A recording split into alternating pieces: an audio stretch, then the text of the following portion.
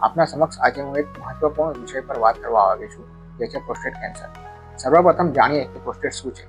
Prostate એ દરેક પુરુષોમાં મૂત્રાશયના નીચેના ભાગમાં આવેલી એક ગ્રંથિ છે. પ્રોસ્ટેટ કેન્સર મુખ્યત્વે 50 વર્ષથી વધુના પુરુષોમાં જોવા મળે છે. પ્રોસ્ટેટ ગ્રંથિના કોષોમાં અનિયંત્રિત અને અયોગ્ય વધારો થવાના કારણે પ્રોસ્ટેટ કેન્સર થાય છે.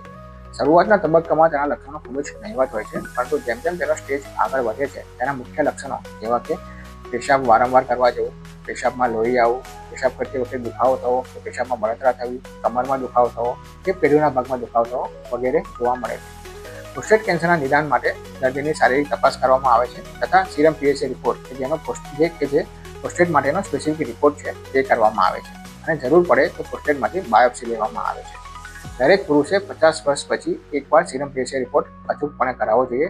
જે કોઈ દર્દીઓના ફેમિલી હિસ્ટ્રીમાં કોઈને પ્રોસ્ટેટ કેન્સર હોય તો તેઓએ 40 વર્ષની ઉંમર બાદ એકવાર સીરમ પીએસએ રિપોર્ટ જરૂરથી કરાવવો જોઈએ, જેથી પ્રોસ્ટેટનું કેન્સરનું સમયસર નિદાન અને સારવાર થઈ શકે. Because prostate cancer detected early is highly curable. Thank you.